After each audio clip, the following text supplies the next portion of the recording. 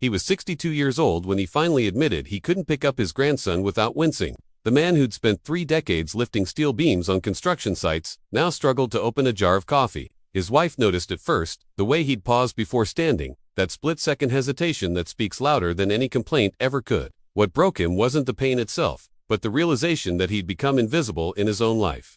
Watching from the sidelines as younger men did what he once did effortlessly. That's when everything changed. Not because of some miracle cure, but because of a misunderstanding that turned into an accidental discovery. He thought creatine was just for bodybuilders and gym obsessives. He was wrong, and what happened next rewrote everything we thought we knew about joint health and aging. The story actually begins in 1832, when a French scientist named Michel-Eugène Chevreul isolated a peculiar compound from skeletal muscle tissue. He called it creatine, derived from the Greek word for flesh.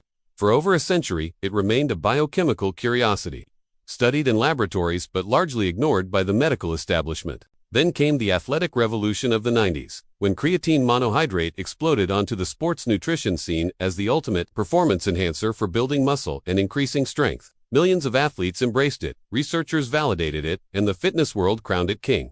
But something fascinating was happening beneath the surface, something that had nothing to do with biceps or bench presses. Physical therapists started noticing something unexpected in their older patients who happened to be taking creatine for general wellness. Their joint mobility was improving faster than anticipated, their recovery from minor injuries accelerated, and complaints about chronic joint discomfort were diminishing in ways that standard anti-inflammatory treatments hadn't achieved.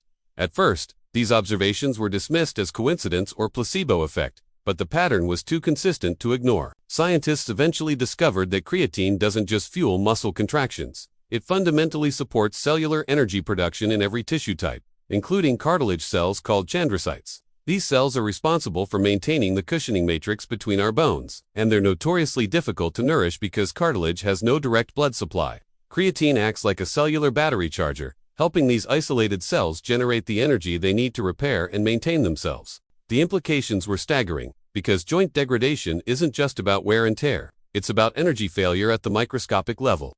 When chondrocytes can't produce enough ATP, the universal energy currency of cells, they can't synthesize new collagen and proteoglycans, the structural proteins that give cartilage its resilience and shock-absorbing properties. Creatine supplementation effectively rescues these energy-starved cells, giving them the resources to do what they're designed to do. Clinical trials began emerging that confirmed what practitioners were seeing in real-world settings. One study found that older adults taking creatine showed measurable improvements in joint function and reduced inflammatory markers compared to control groups. Another demonstrated that creatine supplementation enhanced the effectiveness of resistance training for joint stability, creating a synergistic effect that protected vulnerable connective tissues during movement. But here's where the story gets even more interesting. Because creatine's benefits extend beyond simple energy metabolism, research revealed that it also possesses direct anti-inflammatory properties, modulating the immune response in joint tissues and reducing the cascade of inflammatory cytokines that contribute to chronic joint conditions.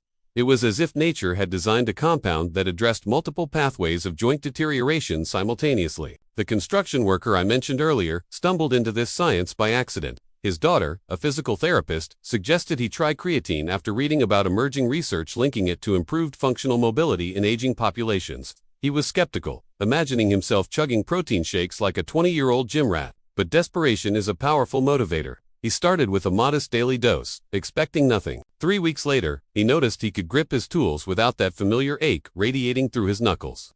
6 weeks in, he walked up a flight of stairs without bracing himself on the railing. By the 3rd month, he was playing catch with his grandson in the backyard, something he'd convinced himself was permanently in his past. The transformation wasn't dramatic or sudden, it was gradual and undeniable, like watching a photograph slowly develop in a darkroom. What makes this story so powerful isn't just his individual experience, but what it represents for millions of people who've been told that joint decline is inevitable, that aging means accepting limitation and loss. The pharmaceutical industry has conditioned us to believe that the only solutions are expensive medications, with concerning side effects or invasive surgical interventions. Creatine challenges that narrative by offering something remarkably simple, affordable, and supported by decades of safety data. The compound works synergistically with other joint-supporting nutrients, creating what researchers call a multimodal approach to connective tissue health. When combined with adequate protein intake, omega-3 fatty acids, and resistance training, creatine becomes part of a comprehensive strategy that doesn't just mask symptoms but addresses root causes. It's not a magic bullet, but rather one powerful tool in a larger toolkit for maintaining vitality as we age. Perhaps most importantly, creatine democratizes access to effective joint support, while prescription medications and specialized treatments remain out of reach for many people due to cost or availability. Creatine is widely accessible and has been extensively studied for safety across diverse populations. The research is clear that when used appropriately, it's one of the most well-tolerated supplements available, with minimal side effects reported even in long-term studies. The psychological impact of regaining physical capability cannot be overstated. When you've spent years accommodating pain and limitation, restructuring your entire life around what you can't do anymore, the return of function feels like reclaiming a part of yourself you'd mourned as lost. That construction worker didn't just get better joints, he got his identity back, his sense of agency, his belief that the future could still hold adventure and possibility. What surprised me the most wasn't just how creatine monohydrate improved my experience with joint mobility and recovery, but how everything started to feel different once I switched to the right one. I didn't expect such a clear change, and honestly, I tested more than a few before finding what actually worked. This isn't a promo or sponsorship, just sharing real results that made a noticeable difference for me. I'll leave the link below, in case you want to dig into it yourself and see what I mean. The science continues to evolve, with new research exploring creatine's potential benefits for bone density, cognitive function, and even cardiovascular health. What began as a bodybuilding supplement has revealed itself to be a fundamental supporter of human physiology across multiple systems.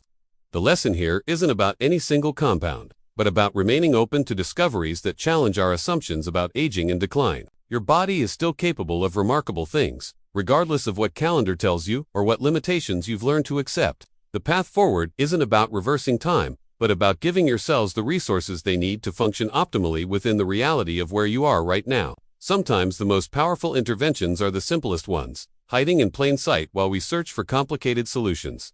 Tell us which country or city you're watching from. See you in the next video. Bye.